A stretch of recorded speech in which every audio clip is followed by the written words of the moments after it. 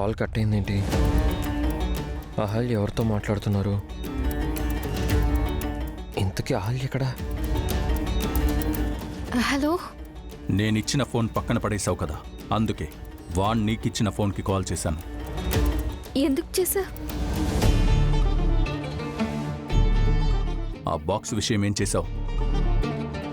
ఆ బాక్స్ తీసుకొని నా దగ్గరకు రమ్మని నీకు చెప్పాను కదా, ఎప్పుడొస్తున్నావు? నాకు 3 రోజులు టైం ఇవ్వమని చెప్పాను కదా, అప్పుడే ఎందుకు ఫోన్ చేశావు? నా అర్జెన్సీ అలాంటిది. నువ్వు నీ భర్త అత్తమామలతో ఆనందంగా ఉంటే సరిపోదు. చెప్పాను కదా, ఆ బాక్స్ నా చేతికి రాకపోతే. చూడండి, నేను బాక్స్ మీకు ఇవ్వను అని చెప్పట్లేదు కదా, ఇస్తానని చెప్పాను. పగలు ఇంట్లో అందరూ ఉంటారు కాబట్టి వెతకడం కుదరట్లేదు. రాత్రిపూట ఎవరికీ అనుమానం రాకుండా వెతుకుతాను.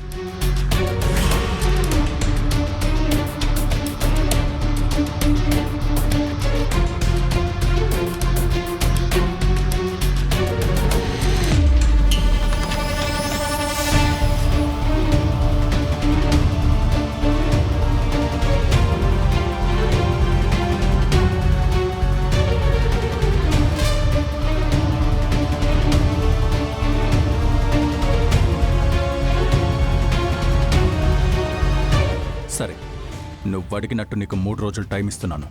ఆ లోపు నువ్వు బాక్స్ తెచ్చావా? సరే, లేదంటే నీ ఫ్యామిలీ మొత్తాన్ని లేపేస్తాను.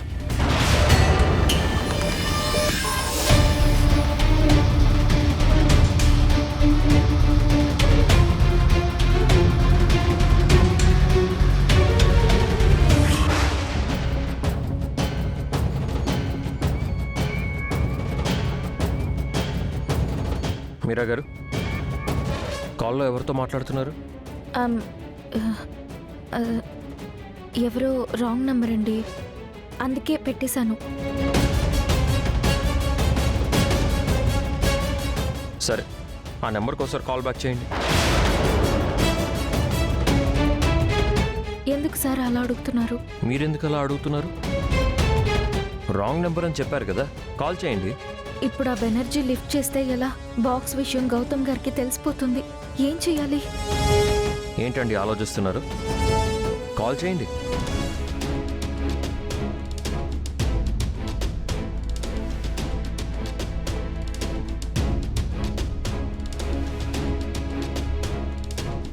మీరు డయల్ చేసిన నంబరు స్విచ్ ఆఫ్ చేయబడినది.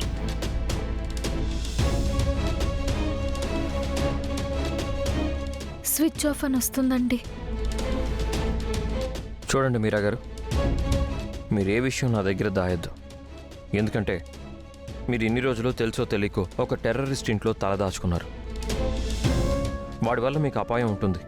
అందుకే చెప్తున్నాను, మీకు ఎలాంటి ప్రాబ్లం ఉన్నా నాతో చెప్పండి.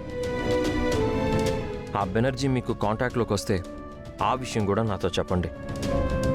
అలాగే చెప్తానండి.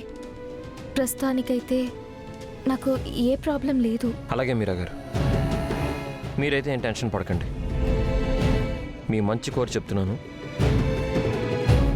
మీకు ఆ బెనర్జీ గురించి కానీ వాడు వెనుకున్న టెర్రరిస్టుల గురించి కానీ మీకు ఏ ఇన్ఫర్మేషన్ తెలిసినా నాతో చెప్పండి, నేను చూసుకుంటాను. సరేనండి.